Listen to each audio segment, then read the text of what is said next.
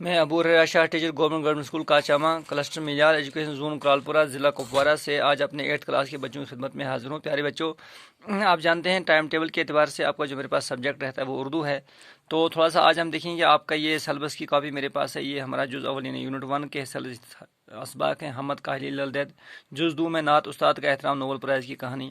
میقات اول یعنی ٹرم 1، تو ٹرم 1 میں سیتا جی کی آہوزاری، گیہوں کا دانہ، جابر بن حیان، خاک وطن، سگریٹ نوشی کی تباہ کاریاں، آزمائش شرط ہے۔ یہ آپ کی کتاب کے درسی کتاب کے جو اسباق ہیں، تو یہ آپ کے لیے سمجھنا بہت آسان ہے، کیونکہ ہمارے پاس وقت کم ہوتا ہے۔ جو 4-5 دن کے بعد آپ کی کلاس کا جو کلاس آتی ہے، تو اس میں آپ یہ سیتا جی کی آہوزاری ہے، اردو اس کا جو وہ نظم ہے، آپ پڑھ سکتے ہیں آرام سے۔ اس کے سوالات کے جوابات تلاش کرنا اور بنانا تھوڑا مشق کریں گے آپ، آسان رہے گا۔ گیہوں کا دانہ تو بہت آسان ہے، اس کے سوالات بالکل آسان ہیں۔ جابر بن حیان کے سوالات بالکل آسان ہیں۔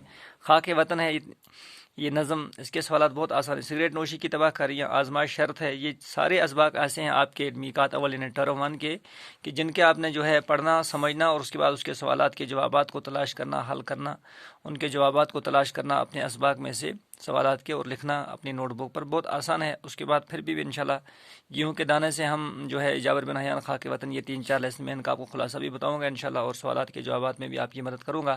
آپ میں نے جو ہے آپ اس سائڈ جب اسی پہ آپ سربس کاپی کو دیکھیں، یہ آپ کے یہ ہیں درسی کتاب کے اسباق، یہاں سے آپ کا جو ہے درسی کتاب کے جو سوالات کے جوابات کے اعتبار سے یہ سیلبس، لیکن نیچے آپ آ جائیں، یہاں سے یہ لکھا ہے گرامر، آپ دیکھیں یہ غور سے، یہ گرامر لکھا ہے۔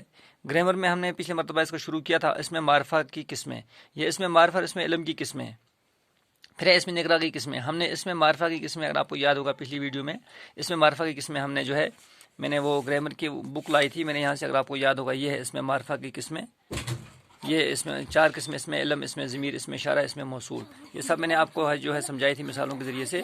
اب آج جو ہے اس میں علم کی قسمیں، یہ دیکھیں آپ، آج ہم یہاں پہ تھوڑا سا اس کو سمجھنے کی کوشش کریں گے۔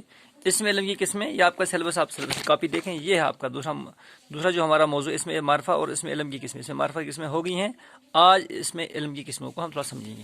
دیکھیے پیارے بچوں، یہ لکھا ہے قواعد کی رو سے اس میں علم کی 5 قسمیں ہیں۔ کتنی قسمیں ہیں؟ 5 قسمیں ہیں۔ نمبر 1 خطاب، اور نمبر 2 لقب، نمبر 3 عرف، نمبر 4 کنیت، اور نمبر 5 تخلص۔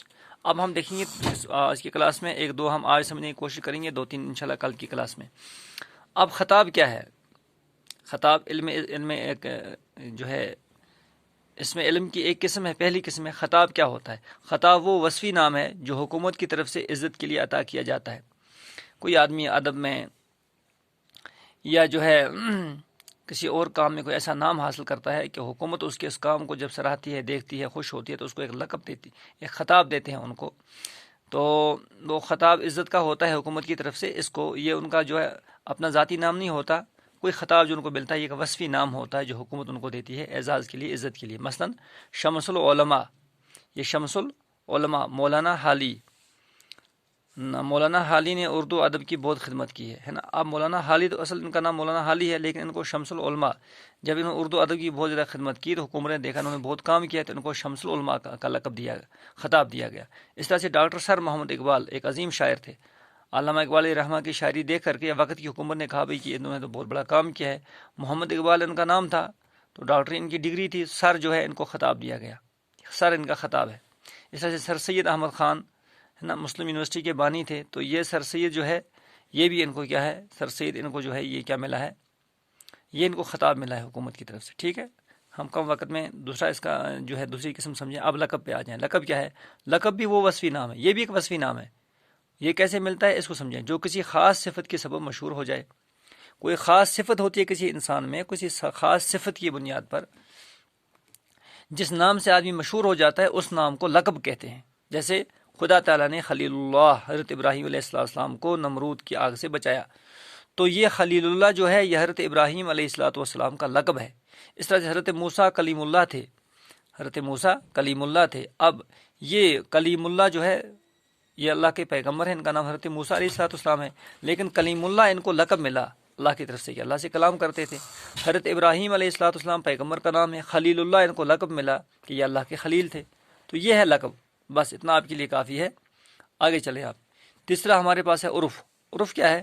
عرف وہ مختصر نام ہے جو محبت، حقارت یا پیار کے سبب بگڑ کر اپنے اور پرائیوں میں مشہور ہو جاتے ہیں. مثلاً کلو، مٹھو، منا، ببلو وغیرہ. آپ یہ یہاں پہ بھی رہتے ہیں، آپ دیکھتے ہیں نا.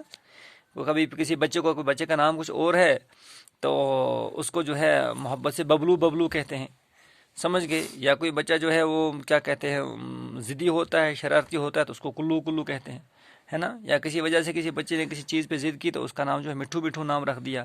تو یہ ایک عرف ہوتا ہے، اس کا چھوٹا سا مختصر نام رکھ دیتے ہیں. تو میرے خیال میں آج کی کلاس میں اتنا کافی ہے. خطاب، لقب اور عرف کو آپ سمجھ گئے. کنیت اور متخلص جو ہے انشاءاللہ یہ ہم اگلی کلاس میں سمجھنے کی کوشش کریں گے. ٹھیک ہے، خدا حافظ.